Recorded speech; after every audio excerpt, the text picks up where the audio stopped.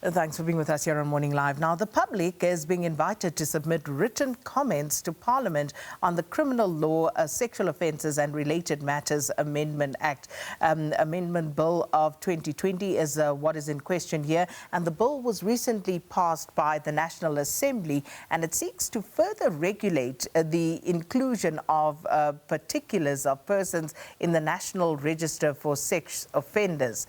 Now, that is, of course, the idea to extend the ambit of offences of incest, also to allow for the public to have access to the National Register for Sex Offenders. It's also intending to further regulate the reporting of duty of persons who are aware that sexual offences have actually been committed against persons, particularly those who are vulnerable, and to provide for matters connected therewith as well. Now, the submissions will be accepted until the 9th of July, and we are expected as the public to participate before this bill is submitted to President Cyril Ramaphosa, who will then, of course, give a final approval. So to talk to us more about this matter, we're joined by Elanie van der Walt, Spokesperson of Action Society. Elanie, good morning, and thanks for being with us here on Morning Live.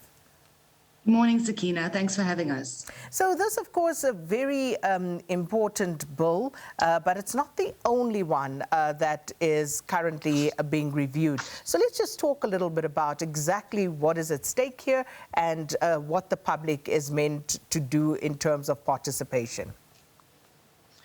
So in 2020, there was amendments announced on 3 GBV bills. So it's the Criminal Law and Sexual Offences and Related Matters Act, which you just spoke about.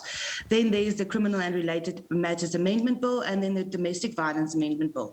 So on the Criminal Law one, the Sexual Offences Bill, that particularly deals with the National Register for Sex Offenders. So it's to extend the ambit of incest, and then also it added a new sexual offence of sexual intimidation. But for us as Action Society, which is a great change to this bill, is that there will be access for the public to the National Register of Sex Offenders, which previously wasn't available. Previously, only employers could actually request information from the National Register for Sex Offenders. We're not 100% sure on how it's going to happen and how it's going to be implemented and what the process would be, but it's a step in the right direction, for members of the public to be able to access information captured in the National Register for Sex Offenders. And that, of course, has been contentious from the very onset, Elanie, not only because of a lack of access, but also there has been talk over time that, whether this register is actually being updated and kept up to date as well as it could and should be. Unfortunately, the short answer is that it's not. In August 2020, the registrar actually admitted that the register hasn't been updated since its inception in 2009. So having access to something that's not working is pointless. So at Action Society, we've actually proposed a private-public partnership to actually assist the government to get this the NRSO in a working condition so it can serve its purpose, because it's currently not serving its purpose. There's no point in putting an application to information that's not there. So it seems that the registrar is actually struggling to run the NRSO as a functional tool, which should be there to serve and protect citizens of South Africa. And I mean, if you look at recent cases, and there's a lot of cases in the news where teachers are actually being arrested for sexual assault and rape and intimidation, and schools are actually supposed to be vetting their employees before they employ them, but the registrar can't issue certificates because the information hasn't been updated. So as it is in its current form, it's non-functional.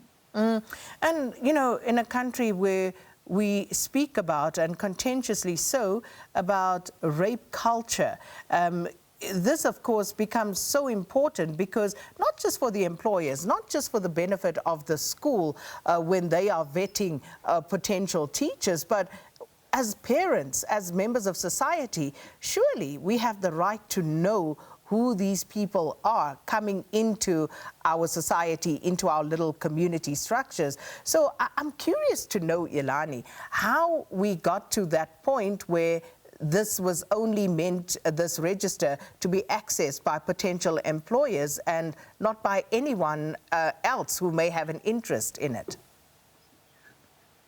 Sakina, it's a very difficult question. And I mean, we weren't involved in the creating of the laws regarding the NRSO. I just don't think that government thought it through correctly. And it was set up, but there was no functionality purpose for it. So as you rightly say, anybody should be able to access. If you've got a bad feeling about somebody, you should be able to make sure, you know, that person is not a sex offender. The people that you allow around your children, we need to protect them. It's our job to protect them. So I don't think the whole register was thought through correctly, and we've been actively advocating to get access to this information. As I said, we're not sure how the process will be from here on forward, but I fully agree with you. This register needs to be there as a tool for protection for vulnerable citizens of our country, and it's just not doing that now. And in the second phase of that, I just want to say that it has to be there because the SAPS are also not serving and protecting the citizens of South Africa, especially women and children. So we need to be able to protect ourselves. And the NRSO is just, it's at this stage, it's a pie in the sky. It's just a nice thing to have, but it's not really doing what it's supposed to be doing.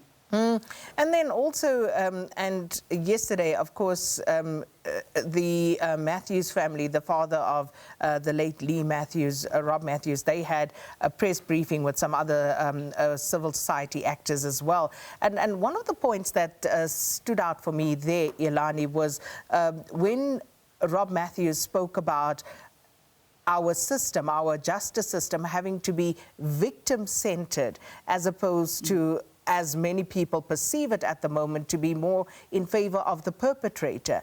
So can we just speak to that for a moment in terms of the amendments currently being mooted?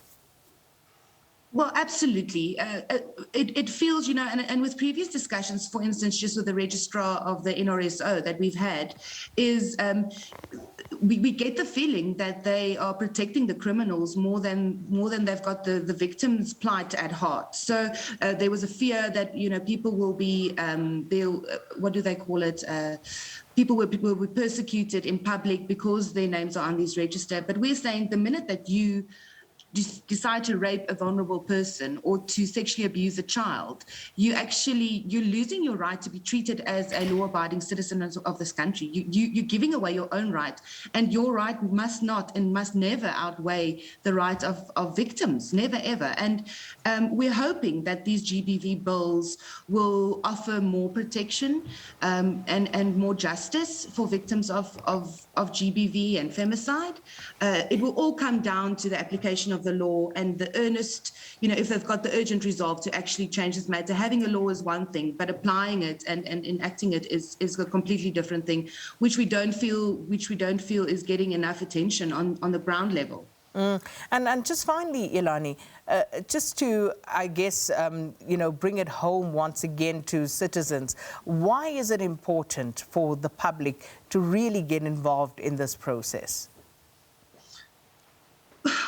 You know, Sakina, the laws are made for the people, and we at Action Society know that there's a lot of voiceless people. The matters that we deal with are about children and babies, you know, being raped and murdered, and they can't speak for themselves.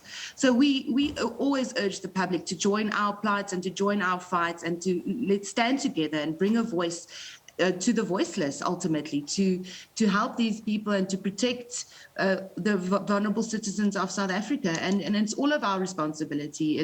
There's the saying, it takes a village to raise a child, but we all have a responsibility to ensure that people are protected that can't speak for themselves.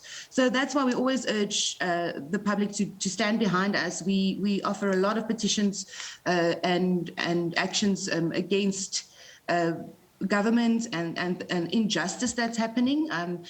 People can visit our website on actionsociety.co.za to see our various campaigns. And we urge the public to actually make comments. It doesn't help sitting at home and complaining about it if you're not going to actually join actions, that are there to make a difference. Absolutely, and that's what active citizenry is about. Elanie, thank you so much for your time. Elanie van der Walt is the spokesperson for Action Society, talking to us about Parliament calling on the public to submit written comments on the Criminal Law, Sexual Offences and Related Matters Amendment Act Bill of 2020. And as you heard there from Elanie, why it is so important to participate in these processes, not just for this amendment bill, but overall, but especially in this instance where sexual offences are committed against vulnerable people very often who don't have a voice, babies. We hear these horror stories, people who may be challenged in one way or another, who cannot speak for themselves. So important that we be a voice for the voiceless in this instance. Elanie, thanks for your time. That's where we'll leave it for now, and hopefully everyone will get involved.